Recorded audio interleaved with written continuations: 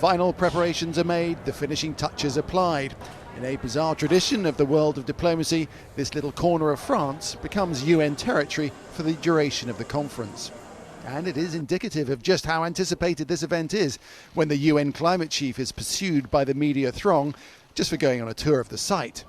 Well then, what can we expect? What is being finalized here in Paris over the next 2 weeks is none other than the second legally binding instrument under the convention that will then go into effect in 2020 once we are through with the Kyoto Protocol. But many are asking, to what extent can any Paris agreement be legally binding? There are no end of obstacles in the way. This time, world leaders are coming at the beginning of the conference rather than at the end, which is normal procedure, in a bid to build much-needed momentum. Lima, Warsaw, Doha, the infamous Copenhagen in Denmark, the previous climate summits trip off the tongue as a roll call of inaction and little progress. And all the science says there is no time to lose. From wildfires to cyclones, the effects of extreme weather are evident. Oceans are warming, seas are rising. The target is to stop temperatures increasing beyond 2 degrees Celsius over pre-industrial levels. Beyond that, the effects could be globally catastrophic. Jim Hansen is a former NASA scientist who's been warning of the dangers of climate change since the 1980s. If all that Paris amounts to is what it appears to, where it appears to be headed, with no real global reductions in emissions, then our children and grandchildren will inherit a situation that is out of their control. The ocean will keep getting warmer, ice sheets will begin to melt faster and faster, and our coastal cities will be doomed. Nearly every country at the negotiations has put forward proposals on how they plan to keep emissions down. Trouble is, they're not enough. The commitments leave us with something like 3 degrees warming over pre-industrial times. And just to give a sense of perspective, right now we're at 1 degree. And at 1 degree, we're already seeing the hottest year ever. Last year was also the hottest year ever. Next year will also be very hot. We're seeing record storms, droughts, heat waves, and other freak weather events that scientists tell us are all about climate change. The challenges are enormous. The debate will be hard and furious over the coming days in the search for a united front against climate change. Well, here we are looking at the civil society side of things again. We can speak to Archbishop Thabo Makgoba, who's Archbishop of Cape Town and chair of the Anglican Communion Environmental Network. I hope I got that right, Archbishop. Got that right, thank you. It's good to see you here on Al Jazeera. Now, you've brought your own message of support, haven't you? Yes. Backed by 1.7 million people. Yes.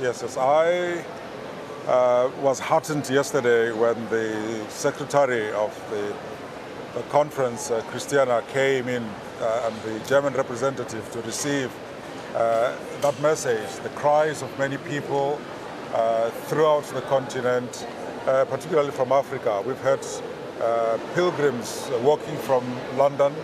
We've got others cycling 6,000 kilometers over 9 countries, collecting signatures all over the world. And so the people are crying, the people are longing for a just agreement. And from your patch, as it were, what kind of things are you seeing? From my patch, I am bishop in Southern Africa. 2 weeks ago, I went to Swaziland, and my heart bled when I saw that due to drought, a lot of cattle dead along the street. Some was covered with soil, and some was just left there to die. And cattle and livelihood is just one and the same thing. It's like killing a number of people. So when they are cattle, the only thing that they have is left to die. So climate change is a reality. Droughts are hitting us, floods are hitting us. And what do you hope to bring? I mean, you're here only for a few days, but you're going to see a lot of key people, aren't you? Yes.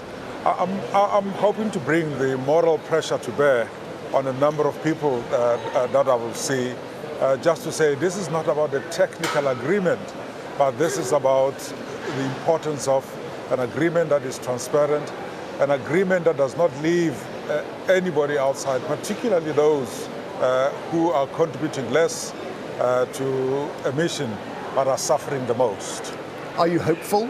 I am very hopeful, but my hope is really covered with a degree of realism. But I know there will be an agreement, but I hope it won't be just an agreement that does not say anything. It must be implementable and an agreement that we can evaluate for the sake of the planet and for the sake of those almost 2 million people that brought their signatures here through me. Do you think finally that our world leaders have failed us on this? I think world leaders need to be very bold. They need to stop playing politics or the economic questions. They need to look at the cries and the longing of the earth that says no to fossil fuels, that says yes to green energy, but also to people that are compromised in terms of food security because of global climate conditions. So if they don't sign an agreement, they will yet again have failed to give that boldness and leadership that we have borrowed them this time. Archbishop, fantastic to get your point of view on this program. Thanks very much. Thank you so much. That's the Archbishop of Cape Town. So everything begins in earnest tomorrow. Plenty more as the 2 weeks goes on.